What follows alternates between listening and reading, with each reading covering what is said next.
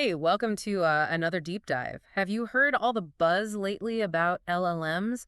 There are these AI powerhouses that are writing poems, translating languages instantly, even helping doctors diagnose illnesses earlier. It's really incredible how far this technology has come so quickly. It really is. And today we're going to take a journey from those early kind of clunky language models to the mind-blowing potential of these AI marvels. We'll be drawing a lot from this source here, LLM training, techniques, and applications. It really gets into the technical weeds. It's a great resource for sure. Yeah, but before we get lost in the jargon, I think it'd be helpful to kind of zoom out for a second, right? Why should anyone even care about LLMs? Like, what's the big so what? Well, imagine you're on vacation, right? You're abroad, and you could just point your phone at a menu and instantly translate it. Or doctors, they could analyze mountains of medical data in just seconds to find the absolute best treatments. That's the potential here, breaking down language barriers and unlocking these insights that, frankly, were hidden in mountains of data before. Okay, now that you mention it, that is pretty compelling. But it's easy to think LLMs just kind of appeared out of nowhere. Right. Our source material suggests that wasn't the case at all, right? Not at all, no. Yeah. It's been a long road to get here, more like we've been climbing a tech mountain for decades. And LLMs are that breathtaking view from the summit. Okay, I like that analogy. So walk us through this climb. Where did it all begin? Well, you had those early natural language processing attempts, NLP. These systems, they were like those old clunky robots. Very rule-bound. They could barely understand basic grammar, let alone, the nuances of how we really talk. It's funny to picture those early NLP systems just trying to wrap their circuits around a simple sentence. So what were the big breakthroughs then? How do we go from those humble beginnings to the LLMs we have today? Well, there were a few aha moments. One of the biggest game changers was neural networks. This was a totally new way of structuring algorithms. Instead of pre-programmed rules, computers could actually learn from data. So we started teaching machines to think more like humans. Exactly. They started recognizing patterns, making connections all on their own. So neural networks, that was a big step forward, but something tells me there's more to the story. How do we go from teaching computers to recognize patterns to having them write poetry and translate languages? You're right, neural networks were just the beginning. The next big leap was this idea of word embeddings. Okay. It might sound kind of technical, but it's actually pretty elegant when you think about it. Imagine you could represent every single word in the English language as a point in space. Okay. Words with similar meanings, they would cluster together. And the relationships between all the words would be reflected in those spatial relationships. So instead of seeing cat and feline as just two totally random words, the computer starts to understand that they're connected in a meaningful way. Exactly. Word embeddings let computers grasp the semantic relationships between words, and that brought us way closer to this human-like language understanding. But the real magic happened with transformers. Oh yeah, Transformers. Vaguely, it all got a little technical for me, if I'm being honest. Fair enough. It is complicated stuff. Think of it this way. When you read a sentence, you don't process each word in isolation, do you? You're thinking about the context, the words that came before, the words that come after, the whole meaning of the sentence. That's how I know the word read can have like a dozen different meanings. Exactly. Transformers, with their self-attention mechanism, they let LLMs do something really similar. They can weigh the importance of each word in relation to every other word in a sentence, or even a whole paragraph. So it's like these LLMs are reading with a way more sophisticated eye than those early NLP systems. They're not just seeing words, they're understanding the nuances, the meaning, the context. That's a great way to put it. And this ability to understand context, well, it's a game changer. That's why LLMs are so good at things like translation, where the meaning of a word can totally change depending on the words around it. Okay, this is starting to click now. But all this learning, this understanding, it must take some serious brain power, right? What's going on behind the scenes when an LLM is being trained? Oh, you're absolutely right.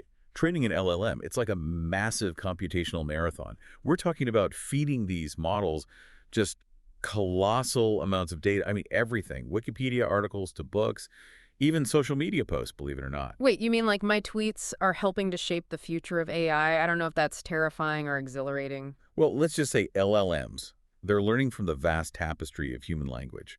That includes all the good, the bad, and the grammatically questionable corners of the internet. That makes sense. So how does this training actually work? Are we talking some super secret AI lab with rows of like blinking servers? You're not far off. Yeah.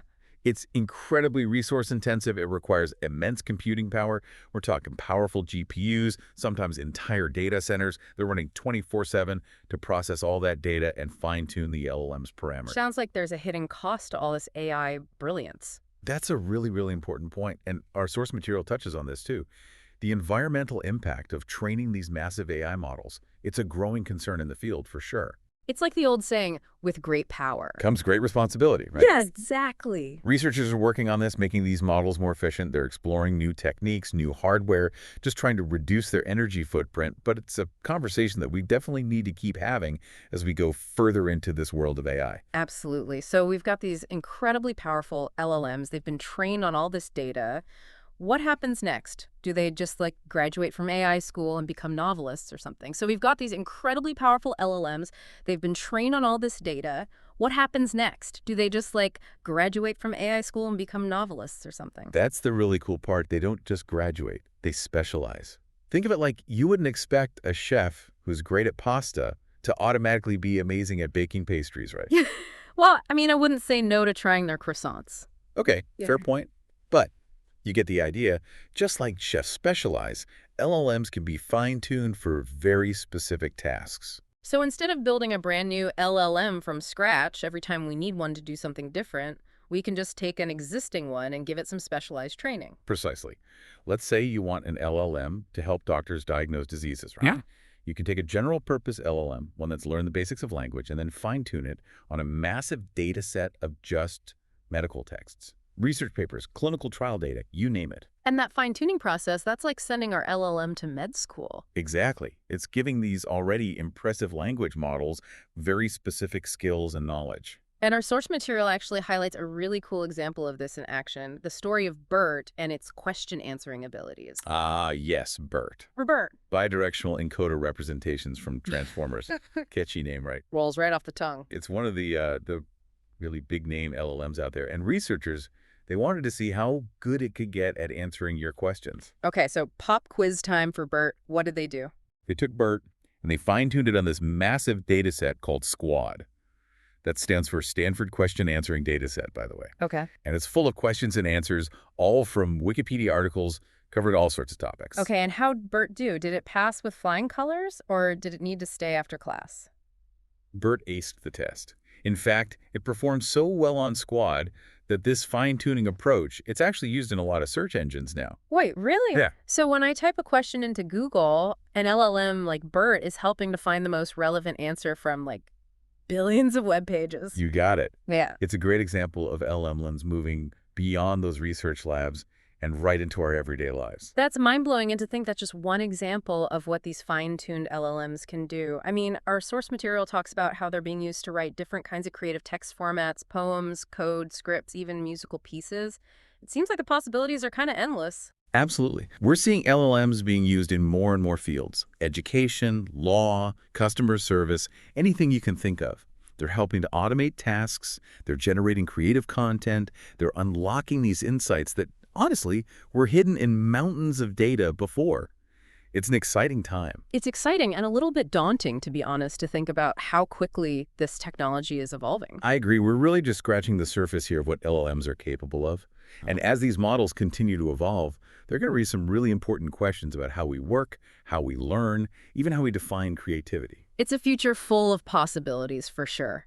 And who knows what amazing things we'll discover as we delve even deeper into this world of LLMs. Well, that's it for our deep dive today. You've officially been briefed on one of the most talked about technologies out there. Until next time, keep exploring, keep asking questions, and we'll catch you on the flip side of the next big idea.